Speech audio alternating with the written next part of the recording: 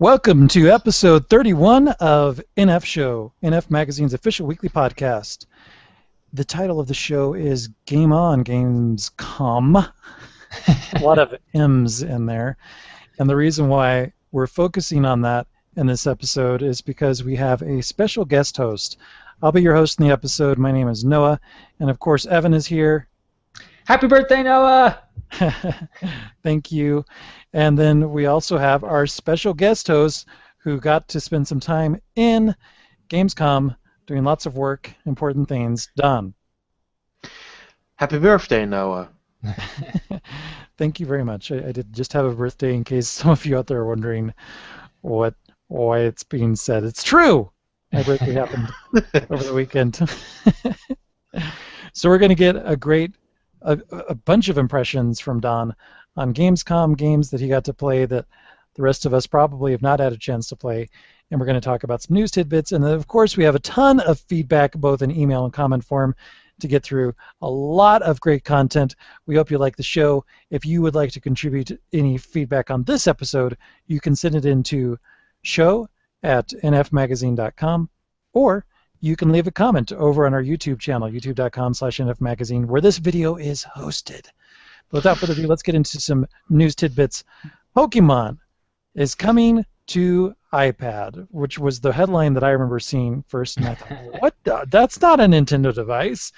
And there's a slight detail. It's Pokemon, the trading card game, is coming to iPad quickly in the wake of the blistering success of Blizzard's Hearthstone card game, which is completely a virtual trading card game. Pokemon's coming. And I'm curious to ask my hosts, what were your initial reactions when you saw this? Let's start with Daan. There are two things to this. First of all, we need to mention that Nintendo and the Pokemon Company act separately on this stuff. Like the Pokemon trading card game makes sense for iPad, and of course, if you bring it to PC, the next logical step is mobile. On the other hand, I would have liked Nintendo to hold the Pokemon Company back and little say, ho, first do it on Wii U and 3DS, then you can do it on iOS, and maybe let it interact with those devices. And I think that's the only big shame of it all. I don't really mind the Pokemon trading card game coming to the iPad, but I just came from a high where I just played the Game Boy Color version of the Pokemon trading card game on my 3DS. Mm-hmm. The original from way back in the day, when it was done by the Wizards of the Coast. And I was like, you know what, I would like to play a new one on my 3DS and have a good time with it, but seeing it just come to iPad, I don't know. It's two sides about it. You have the full experience because there's a wider screen on there that you can easily tap, mm-hmm. but at the same time, it makes sense with the bottom screen. So I don't know. You either like it or you really hate it. If you're really big into the card game, this might be just something you really will be enjoying over the next couple of months. How about you, Evan? Well, yeah, Don brings up a great point that the Pokemon Company acts almost like its own separate company, even though it's affiliated with Nintendo. And there have been a couple of Pokemon apps. I think there's the official Pokédex you can buy for iOS devices, and then there's a Pokemon app where you can actually watch episodes from the anime series. And so they have their feet more in the water with iOS development than Nintendo, and it's surprising that Iwata doesn't kind of reference the Pokemon Company when talking about Nintendo's foray into smartphone development because they have expertise there. And maybe they are. Maybe he's just not presenting that publicly. But I also think I think it's big because it shows that Nintendo could possibly put games on iOS, maybe older games even. But I think Don brings up a good point. Why isn't this coming to Wii U as well? I mean, you have a tablet that comes with the system. It could show off some of the Wii U's capabilities. And for a system that is basically starving to get any games it can get, it just doesn't make much sense there. Right. Mm-hmm. I would agree with you on that. I feel that it is... I don't know if I think it's coincidental, maybe, that it's coming at the same time after Hearthstone has made such a big splash and is getting such a push everywhere. I feel everywhere I go on the internet, I'm seeing advertisements for Hearthstone, and better late than never for Pokemon to get out on iPad. It's only going to hopefully increase cross-promotion of the games that are on Nintendo platforms, but I definitely agree with you too, in that it would be nice to see this content also made available on a Nintendo platform, and maybe that is forthcoming. They're looking at the install base. How many people can they reach with iPad versus doing something on 3DS? Yeah, we'll see. Speaking of 3DS, a limited edition Smash Bros. 3DS XL model has been announced for Europe only. So far, it is a red and black system with really nice artwork, a line drawing of a lot of the combatants from the upcoming Smash Bros. Game. It looks really sharp, but I don't know. Is it enough? Is it fancy enough for either of you to consider getting another 3DS? It's going to be my birthday. It's going to be my birthday present. Oh, Nice. Because I will be 25 on October 8th. Nice. wow. Well, happy soon-to-be birthday to you. Just happy birthdays everywhere. Yeah. Thank you. It's a bit early, but thank you very much. It's never too early. Never too early. Yeah, I think the system looks great, but I don't have any plans to change my system for it. But I was impressed by the design of it. And for people who haven't seen it, it's basically taking the graphic from the 3DS box art for Super Smash Bros. And kind of placing it onto the traditional red and black 3DS XL. And it does come pre-installed with Super Smash Bros. For 3DS. And I'm guessing we'll see this here in North America as well as Europe. Well, you would never know with that stuff, but because lately it's been a little bit flaky, because it's particular with a game we're going to talk about later. But it's interesting that this is getting a digital copy, because a lot of like previous systems, like in the last year or so, didn't have a copy installed. Like the 3DS XL for Pokemon X and Y didn't have a copy. The 3DS XL for Yoshi's New Island didn't have a copy installed. So it's like the first system in a while that also includes a copy of the game, actually. Yeah, it may be the first system since Mario and Luigi Dream Team, the silver and black one, at least here in North America. But I think Nintendo of America will announce one as too, because they have to push 3DS systems. I mean, Nintendo's trying to achieve the same sales as last year, and they are not coming anywhere close to it right now. So they really need to come out with some great bundles, a price cut, or is there another iteration of the 3DS coming? So I think this is the first step. I think we could see a ton of I sure don't hope not. On another iteration of 3DS? Yeah. He's over it, Evan. I thought that the system looked really nice. There are some people out there, myself included, who sometimes wonder when you look at the system, the artwork only looks correctly aligned when the system's turned off and it's closed. When you start playing with the system and it's open, the artwork is going to be upside down. Kind of like when you look at an Apple laptop, and if somebody's using it and it's open, when you look at it from as someone standing far away, you see the Apple logo correctly aligned. It's with the bottom facing down. And Nintendo still continues this tradition. There are some designs that kind of get around it, such as, what was it? It was a Persona design or Shin Megami Tensei Special Edition that was kind of a mirror upside down one. And then the Zelda ones, of course, you can say look fine as well. Well, I think the best one to kind of compensate for that is the Year of Luigi 3DS, which only released in Japan and Europe, with all the Luigis like on the back. Oh yeah, yeah. They're just kind of randomly arranged in a collage. Yeah. Are the Animal Crossing kind of, wasn't it like a Gucci design almost? It's like a polka dots. Yeah. I have that one. Let me quickly check. The only. Oh, I wish I would have gotten that. I'm so jealous of that. That's my favorite. That's my favorite limited edition. I should have picked that up. You have to watch the video, listeners, if you're just listening, if you want to see Daan showing off all this hardware. Yeah, it kind of aligns well. You're right. Yeah, yeah. And I actually think the the Smash 3DS XL looks really nice, and I'd almost consider getting it if I hadn't already made a killer customization of my existing 3DS XL that you can't get in stores. You just kind of have to put some effort into it on your own, and I love it. So I won't be needing a new one either. Heck yeah. Last, I love how these all kind of segue together so nicely. Thank you. Yep. Super Smash Brothers, we did get a new character announcement, or actually an old character announcement, and it seemed inevitable because it is Sakurai's favorite character. Meta Knight was confirmed for Super Smash Brothers on Wii U and 3DS, except this time one of his more egregious abilities that caused him to be banned from a lot of the professional competitions has been nerfed. And will that make him suitable for upcoming Smash tourneys, or will there be other exploits, or will he not even be a popular character now that this change has been made? I'm not sure. I never was really into Meta Knight as a character, but he's always there because he's a Kirby character. What do you guys think? Are you interested, surprised? Do you think that the nerf was a good idea?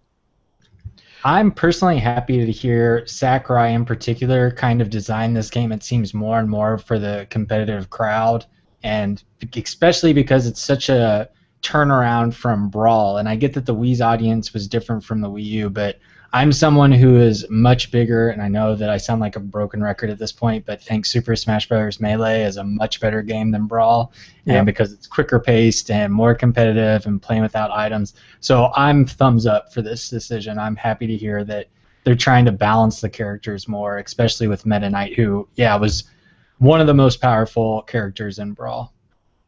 I don't really care for Meta Knight either way. Because I finally got the characters that I really want.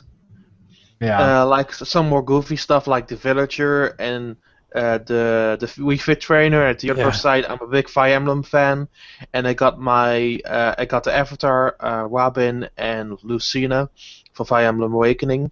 So I am already like over the moon with the character selection in this one.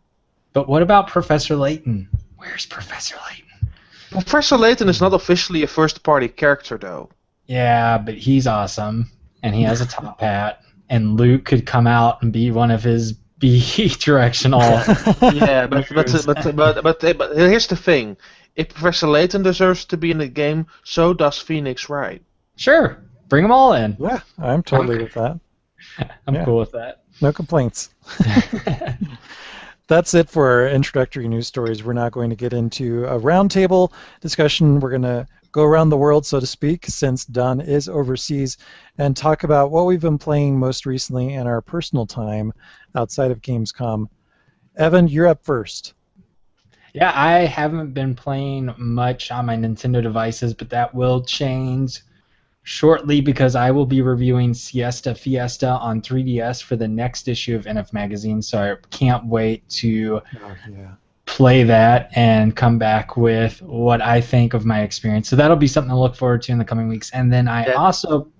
What was that? That game is awesome. I really love that game. Ooh, good. I'm glad to... I would have been really bummed if you were just like, oh, good luck. Because I feel like... It's so cool. I'm excited to hear what you think. Yeah, I'm excited about that. And then I also plan on, unless I get sidetracked, picking up Scram Kitty and His Buddy on Rails because it's on sale for $5 this week in North America, and I feel like that's another awesome game. See, now you have a difference of opinions with Noah there, so I will have to get to the bottom of it, come up with the if people read my review on www.nintendoworldreport.com, they can see that I really liked it. That's awesome. Oh, cool. Well, I'm glad that you're not paying more than $5 for it because it's certainly not worth more than $5. I think it's worth the full price. Noah doesn't like Scram Kitty at all. Crap game, poorly designed. End of story. That's my review. 3-sentence review.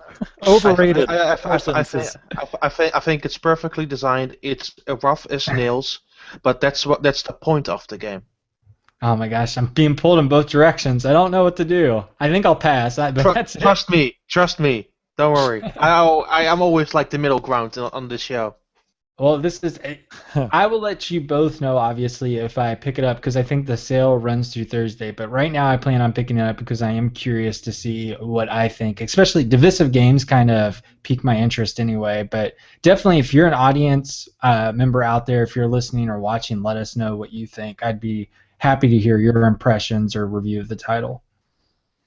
Right. Over my Okay. cord, I played a little bit more of Donkey Kong Country Tropical Freeze, and if you listened to last week's show, you might have heard me go on about the things that I liked and also my really incredible frustration with it. And I vowed to try it again, as I said last week, and return to Stage 2-1, which is so ridiculous to say out loud, even again a second week later, that was what frustrated me so Wait, much. stage 2-1 is ridiculous? Then you haven't seen the rest of the game yet. Well, yeah, no duh, Don. I just started playing it. I just got it. So,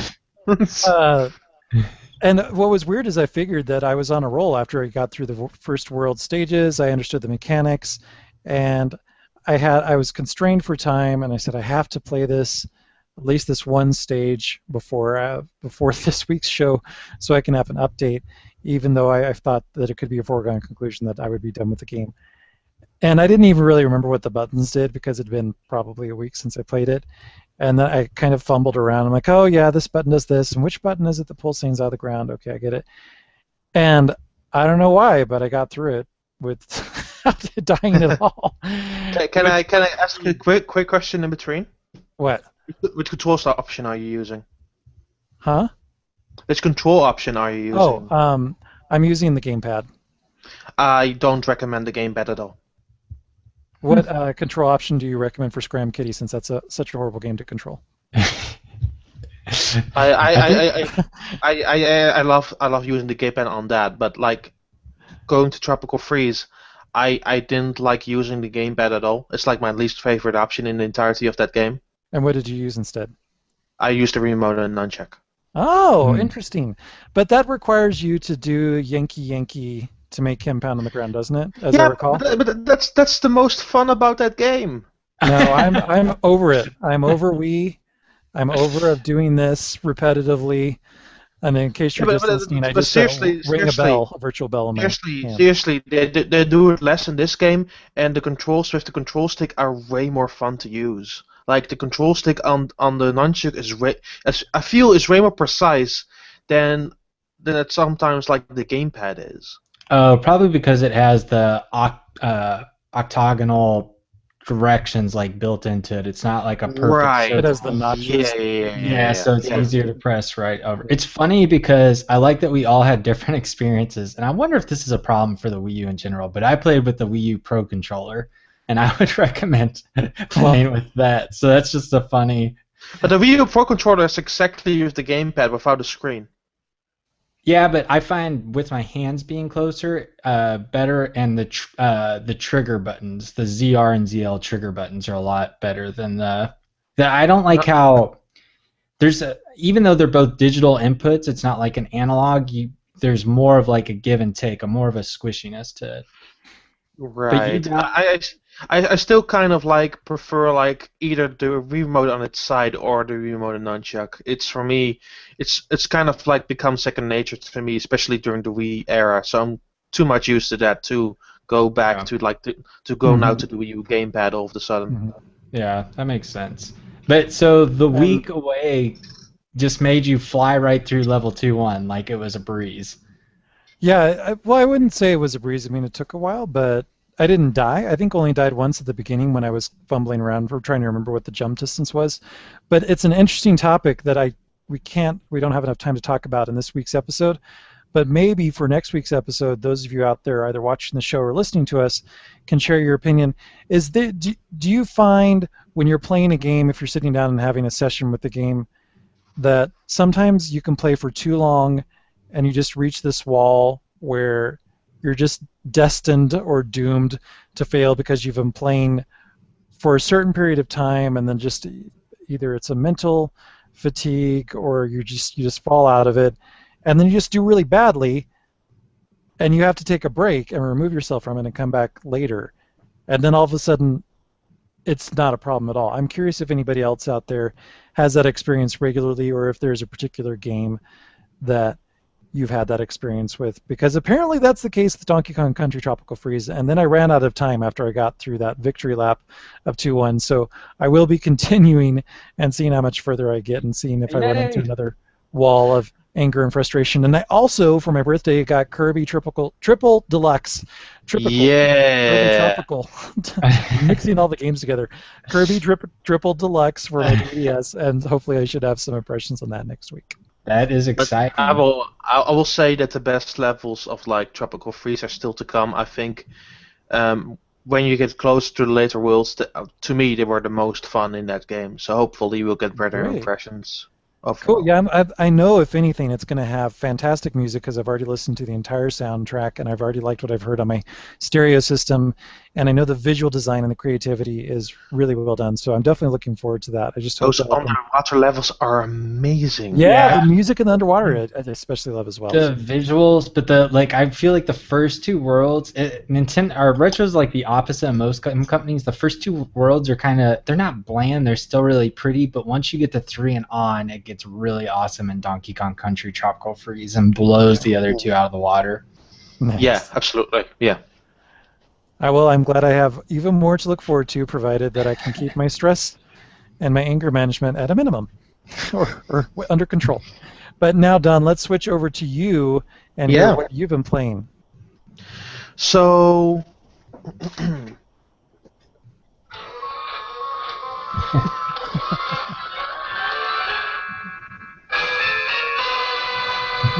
sorry about that.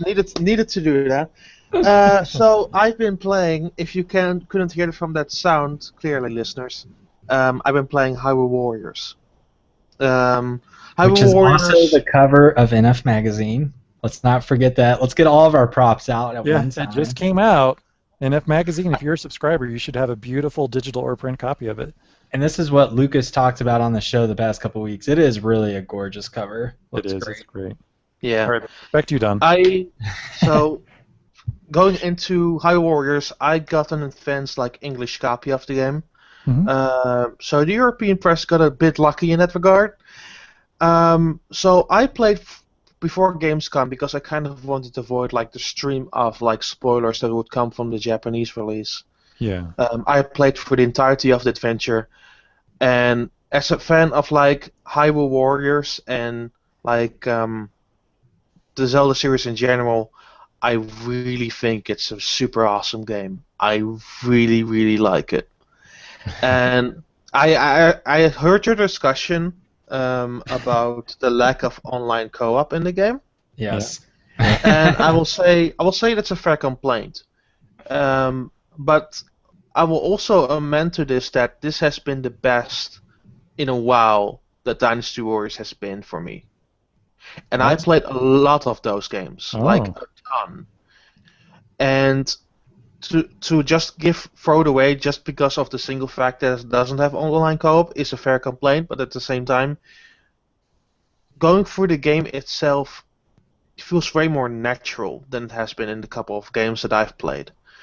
And right from the start, you can choose between the control setup of The Legend of Zelda or Dynasty Warriors. So it's kind of it's it already gives you the impression that it's the best of both worlds, but you can choose whatever you like, really. And then it goes into the story, which is called the Legends mode, and I've mostly been playing the Legends mode. There's also Adventure mode, which I haven't played too much yet, which I still need to play for the full review, which you will be able to read in the next Nintendo Force. But going into that Legends mode, the first thing I thought when I got into that is the cutscenes, because it already starts with this gorgeous cutscene of Zelda standing on a field playing the harp, then darkness swarms all over and she wakes up from a nightmare, and it's a beautiful scene. I don't know, I think Tecmo Koei is pretty good at creating cutscenes, but I didn't know it would work in a typical Zelda fashion, and that was what kind of impressed me from the get-go. And going into the gameplay afterwards, you have the first level with Hyrule Fields where Link's still trainee, and you get instructions from Impa on what to do. And going into the game and really playing it, just sitting down on the couch, having a couple of hours with it, it really starts to dawn on me that while it's still like for 50% still pretty much like Dynasty Warriors, the Zelda elements make that game so much better, like so incredibly better. Because like when you go onto bigger enemies, like because you have to take over keeps, and then when you go to those keeps to take them over, you have to fight like a couple of like very big enemies who can really put you down and really can eat at your hearts. And the great thing about like Hyrule Warriors is that you can lock in on those enemies like in a typical Zelda fashion, which makes that game so more effective and so more action-packed and way more fun to play. Because like I got sometimes lost with like the previous Dynasty Warriors games, for good reason no less, because those games on the battlefield can become pretty hectic, especially like later on into the game. And what I found with Hyrule Warriors, the key difference of that game is that it immediately takes you with the hand and say, look, I know you maybe had some problems in the past, it will be alright, you have your lock-on system of Zelda, you're going to go through this game and you're going to be amazing. And while that might be true for the first couple levels, the difficulty will ramp up, but when you start playing it, you definitely feel like you're standing in the shoes of Link with the sword in the hand, and it feels kind of awesome. It's one of those things, just for people that don't watch the show, they just listen to it, you can tell how much Daan likes it because he just keeps like breaking out in smiles while describing his experience with it. You can tell that you seem pretty giddy about like this merge of Dynasty Warriors with Zelda. Absolutely. I mean, it's one of those games I had good hopes for, and necessarily those hopes are not always warranted. Like, I had some games that fell down on my face pretty badly. Like, the most recent example of that was Paper Mario Sticker Star, and I love the Paper Mario game so much. And to see this game actually come to fruition for me, and actually be the thing that I really want to have, makes me so unquestionably happy. And seeing all of those stages come together, like from Ocarina of Time, Skyward Sword, and Twilight Princess, makes for such an incredible ride. And like the stages in between are also like really cool. And then there are still one aspect I've not touched on it entirely are the playable characters, because like every Dynasty Warriors game has like a ton of playable characters. While there's not a ton in Hyrule Warriors, I would say there's a bit less. I played like a good ton of like all 10 I've played with them so far. Like you can play as Zelda, you can play as Link, you can play as Lana, which is newcomer, and Lana is actually super fun because like she has two like basic weapons that are really effective, like her magic attacks, which she uses her book to throw tomes at people and to create some sort of crowd control in her attacks. And then there's the Deku Stick, which has like cues from the Wind Waker. It has cues from Ocarina of Time with the whole Deku tree popping up when you do her special attack. And that stuff is like really awesome. And knowing those little touches as a Zelda fan really helps to bring that game together. But if you're just like a guy who just like Dynasty Warriors, you will really appreciate for how effective those attacks are. And that makes it for me kind of the best of both worlds in that regard.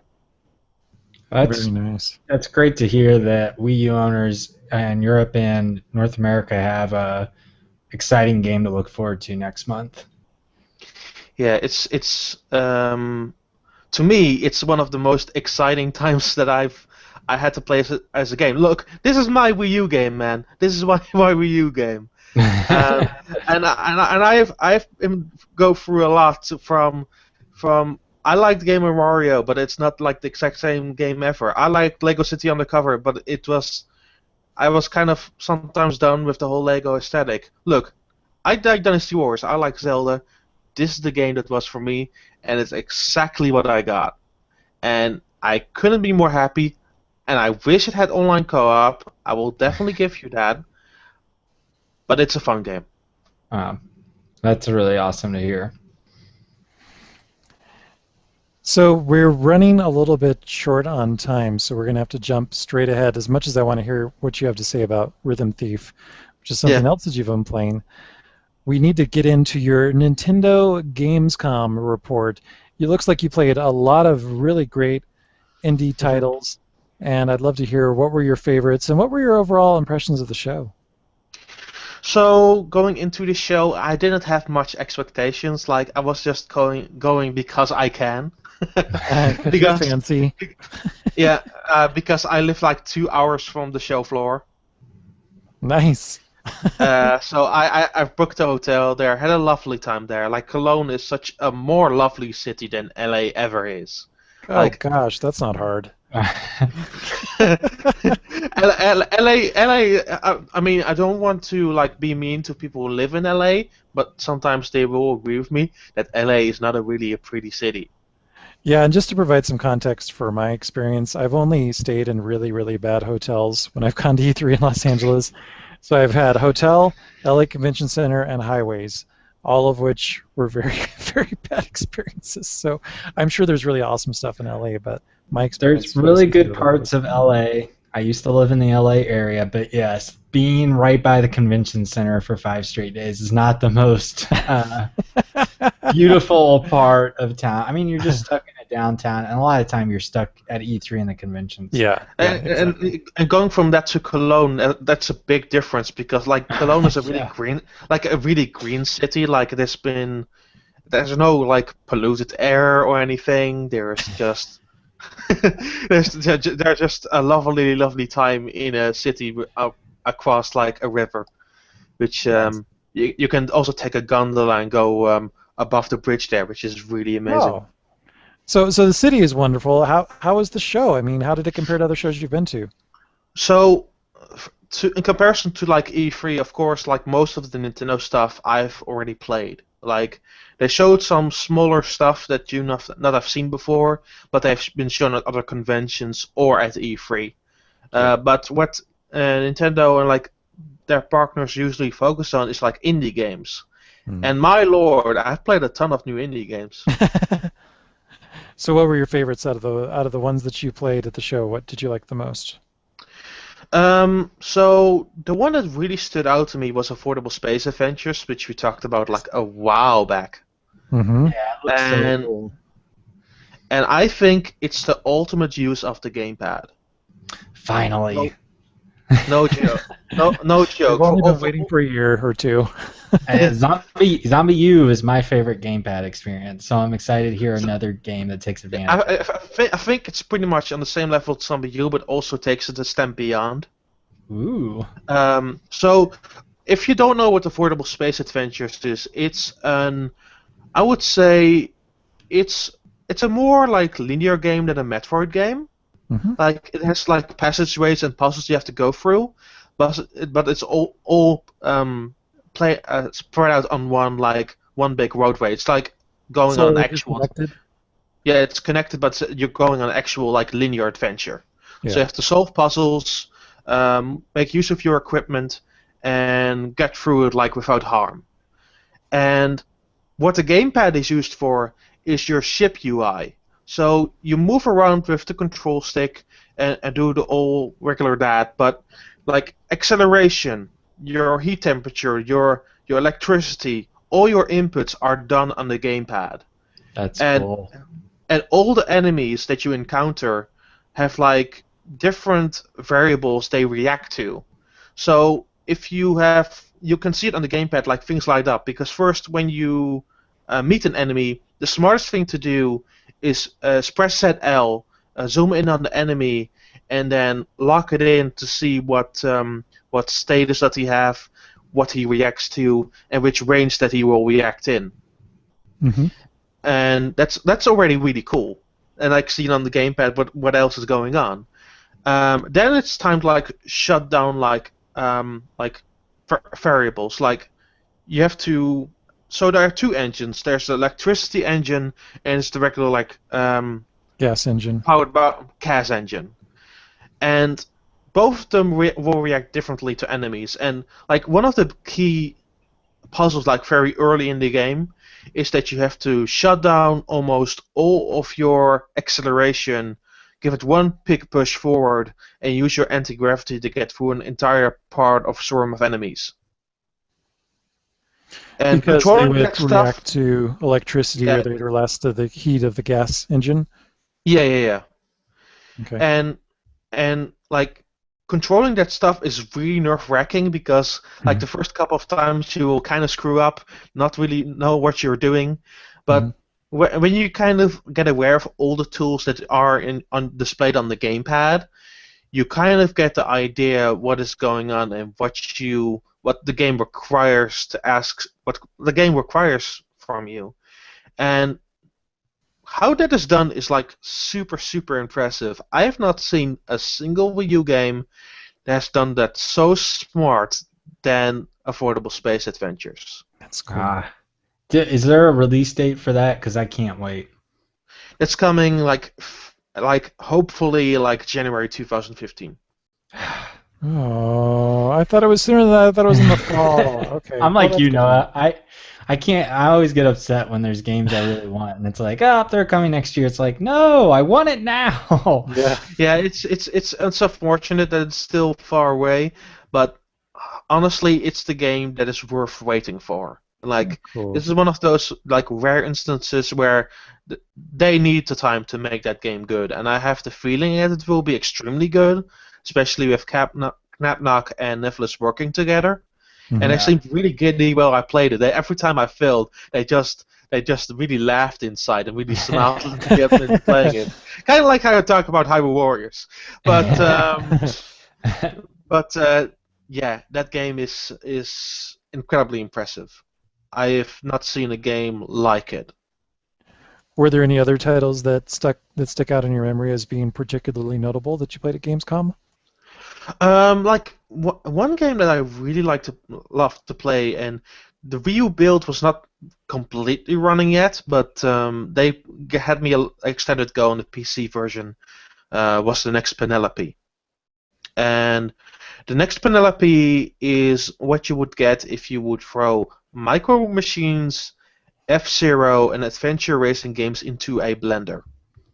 Oh yeah, I remember. This is the top-down futuristic racer it's inspired by F-Zero, and it has a futuristic concept, except you're playing as the wife of Ulysses from the Odyssey, except it's in the future. Yeah, It's kind of like the This art is style weird. line racing game. So every single like aspect of the game is like split up in galaxies. Like you have to go through 3 like trials. You will first learn a new mechanic, then you will play a race, then you have to fight a boss, and they use those mechanics like pretty interestingly.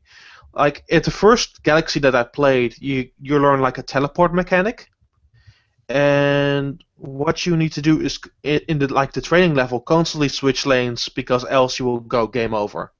And like reacting to that stuff is like again it kind of becomes a nerve-wracking thing. Then in the race you have like shortcuts that only you can take, so you become kind of powerful if you can manage that. And then like the boss battle, like again switching lanes, shooting at the enemy, kind of managing that stuff, like all brewing it like in a good cooking pot, but preparing the elements well to do the final attack and win over the enemy. Was another galaxy that's fully focused around the hook shot, that you have to move like obstacles out of the way and throw these obstacles also at the final boss, which was like really fun. And I mostly played with the D-pad because it's more easier to control that way. Like I found with the control stick it's a bit risky because I felt that it's easier to get yourself into a corner. And for beginners, it's usually a better idea to play with that D-pad. But overall, yeah, it's a really fun game. I really like it. One other game that I really want to discuss is Swords and Soldiers 2, which I played more of during Gamescom. I played the skirmish multiplayer mode of that game. I don't know if you guys ever played Swords and Soldiers or on Wii U with Yeah. the game. Well, I played it on Wii. I didn't play it on Wii U though. Yeah, the Wii U version also you can have one person playing on the gamepad and one person on television. Mm-hmm. That's nice. They did it too with Swords and Soldiers too, but like what I love about that game now, which they improved so much over the first game, is how much variables there are with the units. Like you can build entire strategies about one single unit and be successful, which is super involving because in the original Swords and Soldiers, you always need a combination of one or more units to make a strategy work, and getting the job done and getting at the end of the because it's a side-scrolling game because you have to get from left to right or right to left depending on who you are, and it was always a case of like mixing and matching like various units together to get to your end goal and defeating the base. Well, now you can like create like strategies that build around one like unit or one spell and kind of abuse it to the end of its core. And that makes the game super interesting because every time you play, you can create a new strategy, try new things out, experiment with the game a little bit more, despite only having 3 fractions, because the amount of spells and units they have more over the original is vastly impressive. And the I guess the sources that the 3 factions you play, they're different than they were from the original Swords and Soldiers, right? Well, they have still the Vikings. They're back. That their spells are again very different. Like the big differences with like all the fractions is that they now have like one big super unit, which you can only summon once instead of the catapult which you had in the previous game. And you have one like big spell that you can, instead of like the hammer of 4 that was in the original game, it is now Old Larry, which is a pretty much a drunk Viking who will punch 3 uppercuts into enemies, which is very glorious. That's what I like about the game. The humor is amazing. This one, they really ramped it up like double the times. Are there other games you want to know about, guys? Evan? If you could just give maybe a real quick impression of Stealth Incorporated, and then you can hint at the next SteamWorld game. I think that'd be a great way to wrap it up. Sure, there are plenty more to talk about, but I will ramp it up with Stealthing 2, which I didn't play much of, to be really frank with you. I played it for a couple of minutes because I kind of wanted to get a taste for the game, but I didn't want to spoil myself too much. Like I was like, because the big difference with that game over the original, which was on PlayStation and PC, was that Stealthing 1 was mission based, purely in focus, like a couple of screens long, getting through those missions like at a pretty rampant pace. What's so different about Stealthing 2? It's like a big open world, like a Metroid game. So you will move on from test chamber to test chamber and test your skills, like with hacking, crouching, running, jumping, getting over obstacles, and so forth. And that is like the most impressive thing about Stealthing 2. It really feels like a cohesive adventure, where Stealthing felt really like separated bits, like kind of thrown together. Stealthing 2 is like this one big open world that you explore, and you never kind of know what is coming up next, which was kind of exciting. And that made me kind of like push back. It's like, okay, I played it for a few minutes, but I don't kind of want to play more because I know this game is coming like in a month or so. If I spoil myself too much, I don't have the full experience anymore. So I was kind of like restrained with that one. Oh yeah, that's understandable. It's good to hear though, another positive impression. And then finally, just give us a tease about the next SteamWorld game, because I believe I'm speaking for Noah and myself both when I say it was one of, if not our favorite games of last year. Yeah. I cannot say much, but I will say that the game is very different from SteamWorld Dig, and that I really, really liked it. And that's not bad. Yeah, and Nintendo gamers can look forward to playing it on one of their systems, I hope. Yes, they can look forward on. They announced that beforehand, so I can freely talk about that. They always said 3DS is coming first. Don't worry Awesome. about that. Good. Yes. Yes, exciting. Well, that's all the time we have on the Gamescom discussion, but we still have a ton of feedback to get into, as I mentioned in the introduction of the episode, and Evan's going to be taking us through that. So if you want to be in next week's feedback, it's show@nfmagazine.com, or you can leave us a comment over on YouTube. You can even tweet us if you want. We'll tell you what our Twitter handles are at the end of the episode. But before all that, Evan, take it away. Yeah, let's start with emails first, like always, and we have one from Zup, who says, I started listening to the podcast because I backed the latest NF Magazine Kickstarter and was looking for another Nintendo-focused podcast to look forward to each week. So far, I've enjoyed listening to your take on Nintendo's latest escapades. In your latest episode, you mentioned that neither of you have played an Etrian Odyssey game, except for a bit of 3. I had bought 3 when it came out because I had heard good things about it on the internet. However, I found it to be ridiculously difficult, and while I enjoyed portions of it, it felt obtuse and outdated. When I saw the first trailer for Etrian Odyssey 4, I was entranced. I played the demo, which was fantastic, and fell in love.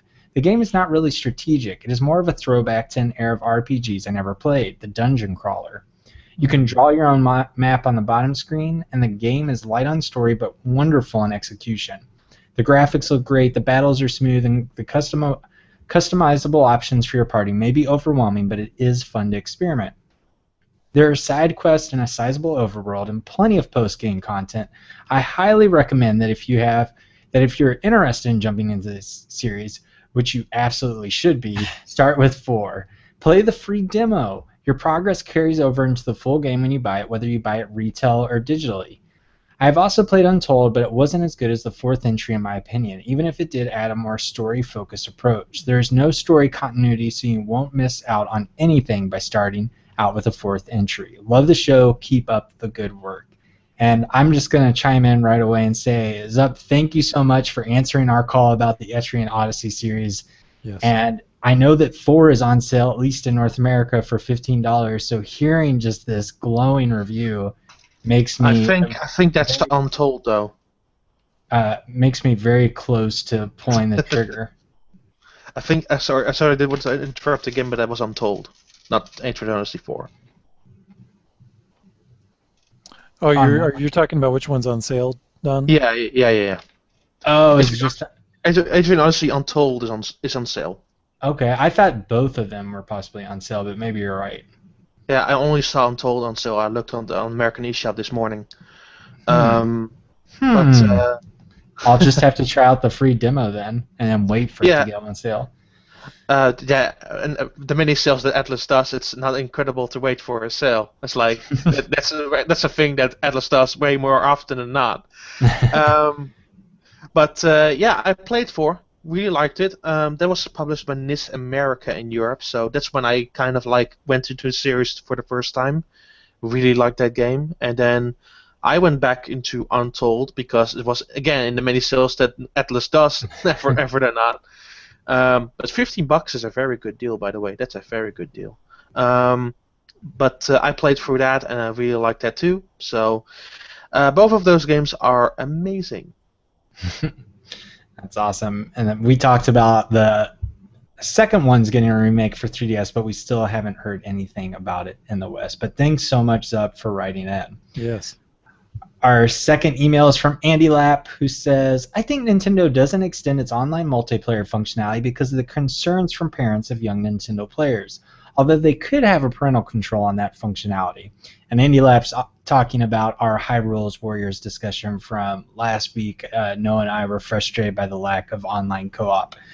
But Andy Lapp goes on to say, I think Nintendo will keep its Nintendo Network service longer than the Nintendo Wi-Fi connection because the other services were successful, like the Miiverse and the eShop. Now, I wouldn't think Nintendo would want to delete a more stable version of an online functionality with millions of users of personal information.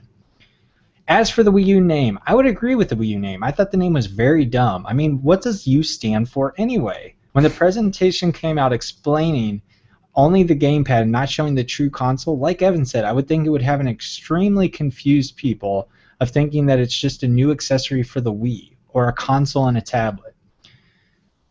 On to another topic.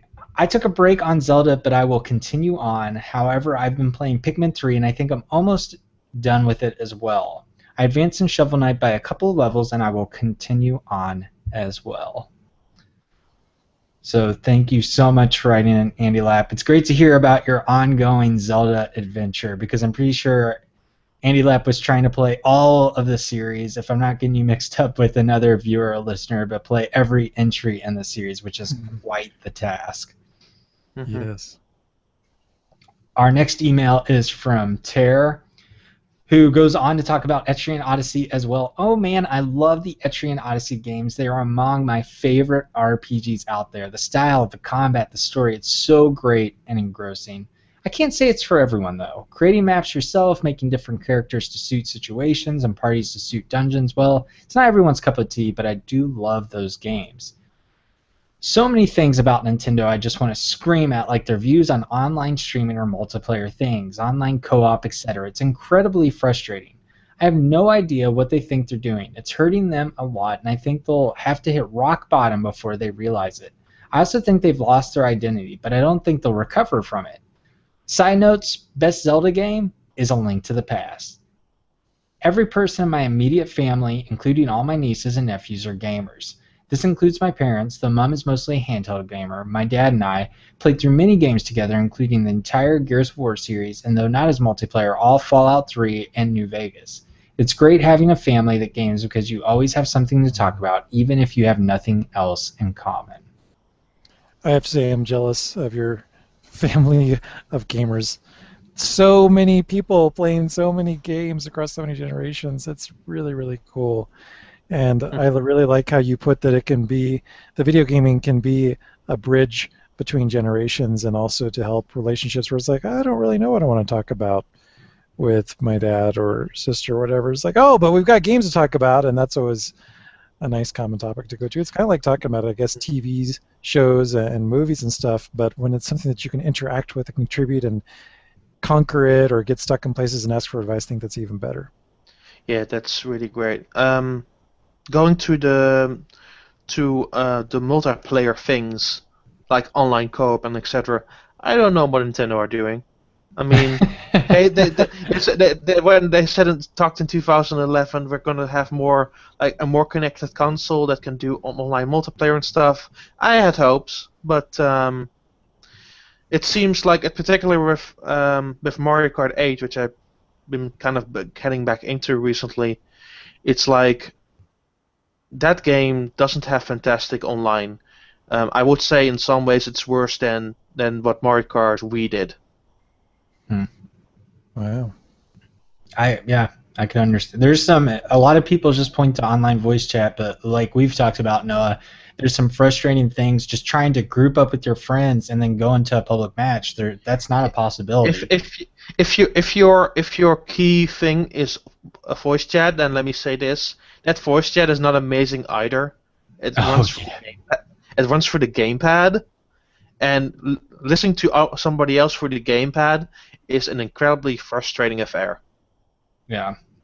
It can work. It worked well actually on Monster Hunter 3 Ultimate, but yeah, the implementation there is not great. But I don't think I think we can all agree that no one knows exactly what Nintendo's doing with online gaming still to this day. Hopefully, I think we kind of need to give up. They had they had 2 years for crying out loud. No. We're going to give them one more time with Super Smash Bros. For Wii U? Yes, we will. I think everyone. And Sakurai, we trust. Let's get on. He didn't do Brawl very justice, but we'll see. All right, on to our next email from D. Lee. Thanks so much for answering my question last week regarding the Wii U name is abysmal comment. Much appreciated. I wanted to share my feelings on Hyrule Warriors. I am not just into this game for whatever reason. I'm a huge Zelda fan and have beaten every game in the series except for the CDI games. I'm not against the concept of the game whatsoever, but I just can't get excited. I watched the Nintendo Direct hoping that it could spur some interest, but to no avail. Even though I don't personally care about the lack of online co-op feature, I agree with Evan about its absent kind being an insult to me as a video game consumer. This is a rare Nintendo game for me in that list. The more I hear, the less I'm interested. I won't write Hyrule Warriors off yet, but it looks like I'll be getting my button-mashing combat fix via Bayonetta 2 this fall. At the very least, Hyrule Warriors did give us a fantastic cover for Nintendo Force magazine. Well said. I can understand why you wouldn't be interested. Like it's a really weird thing to dip into, especially if you have not played like a Dynasty Warriors games before. But I would say if you want to be fair and honest, give it a shot and see if you like it. I mean, you can only. When I started to gaming like many years ago, I was only keeping my interest to the same things that I liked. And now in recent years, I've kind of learned like dipping into new things can be the best experience you ever had. Mm-hmm. Well, it'll be interesting to hear if Dealey has a change of opinion and can write in after hearing what you've thought about Hyrule Warriors so far. Well, let's be honest. Mine is just one opinion, and his opinion is going to be very different from mine. But I'm very interested to see what he will have to say. Definitely. Our next email comes from PF. I was happy to hear there's a lot of love for the GameCube, all capitals, over at Nintendo Force. And particularly the comment about how in spite of a relatively small install base of 22 million, it was weirdly reinvigorating for Nintendo as a company.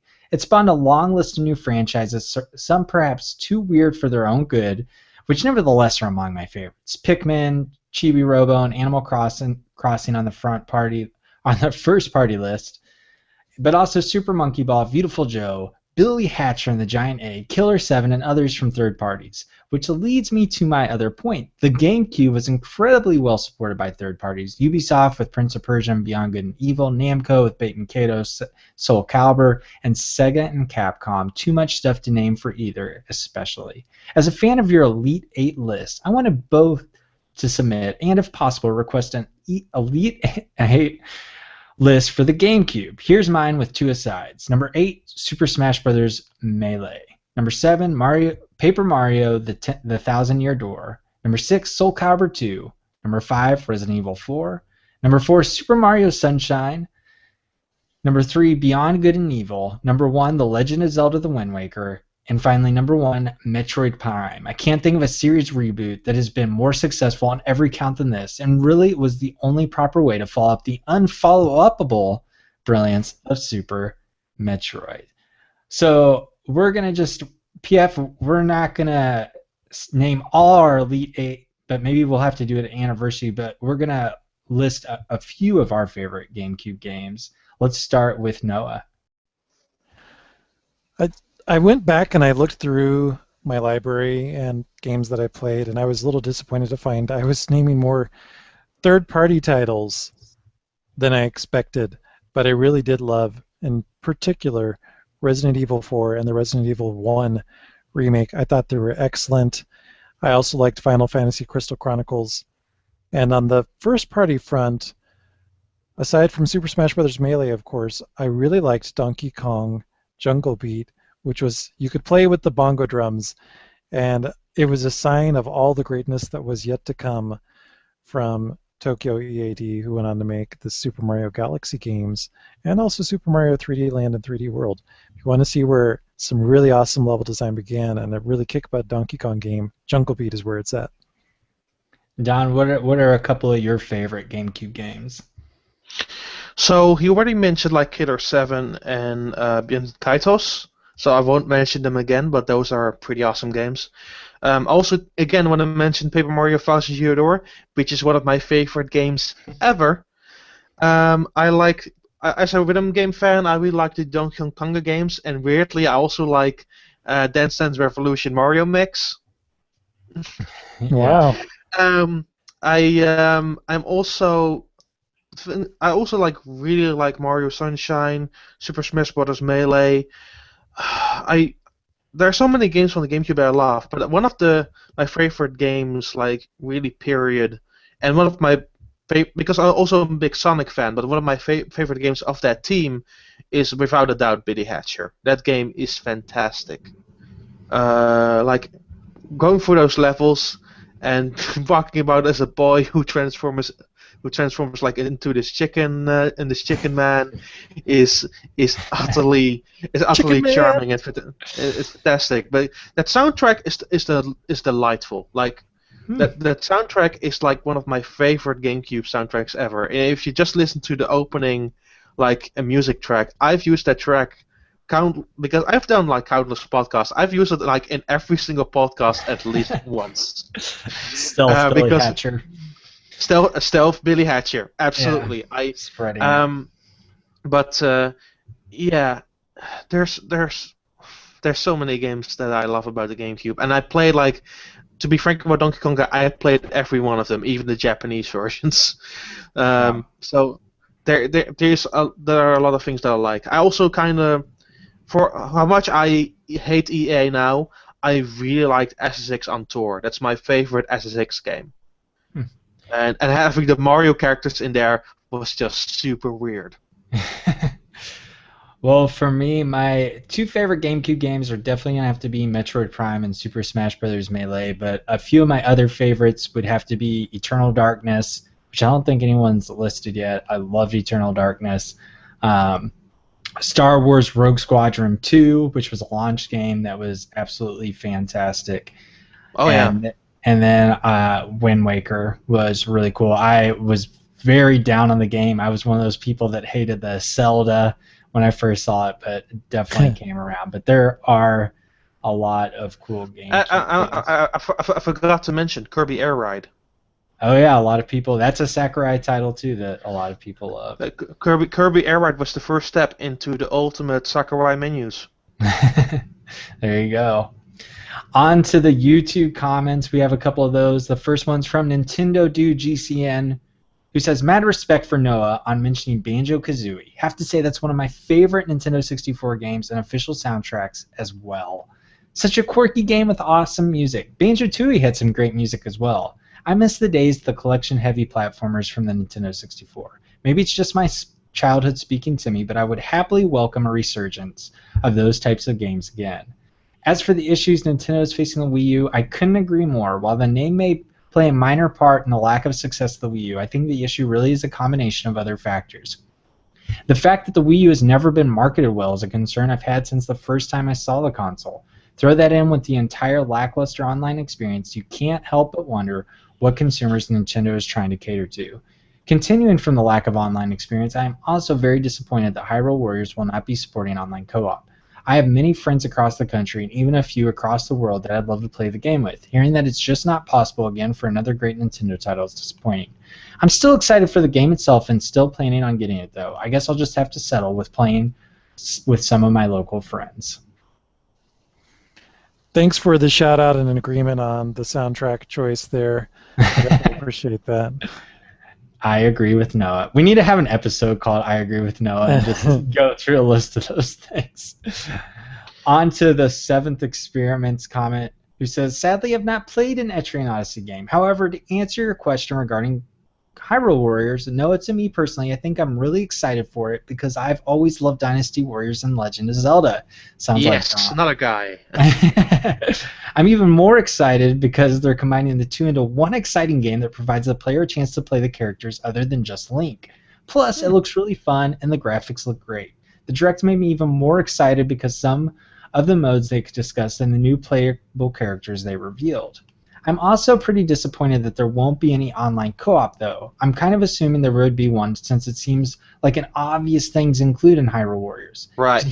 To hear they aren't including one takes away from some of the excitement. I know I will still enjoy the game very much, but I really wish they allowed online co-op. And I really agree with you guys when you were talking about how difficult it is to find time to meet up with people. For me, having to meet up with somebody would require at least one person driving at least 40 minutes, maybe even more, just to come over and play a video game. I wish I knew the reasoning behind the decision of not including online co-op.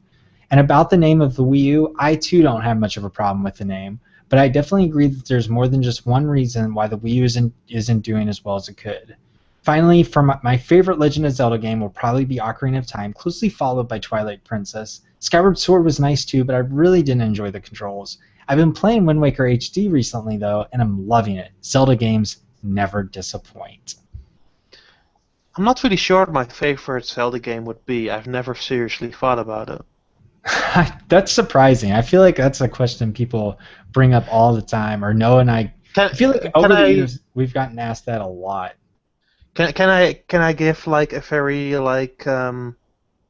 very unconventional answer? Sure. I would say the Game Boy Color games, the Oracle of Ages and Seasons. oh, yeah.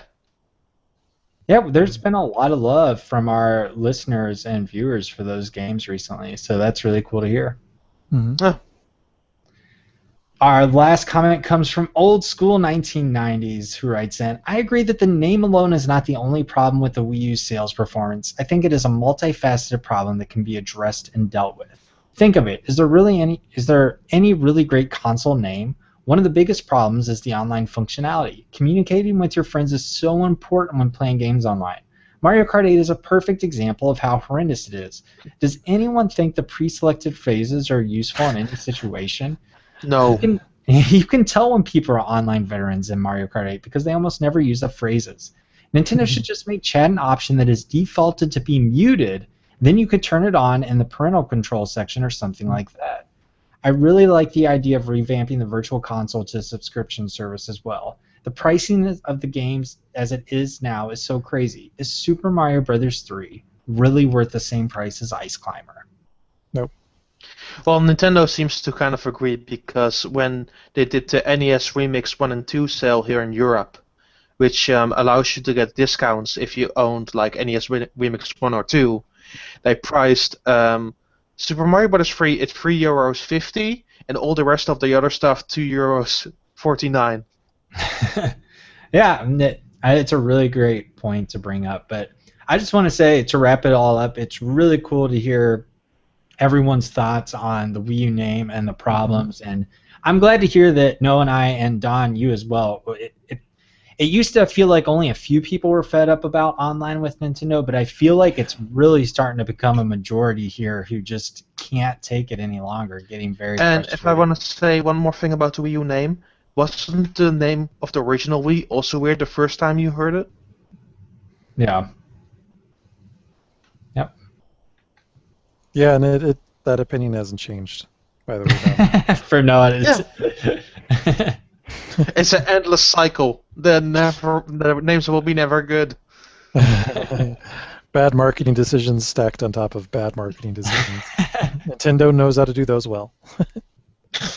We just need the GameCube too, and then we'll be all set.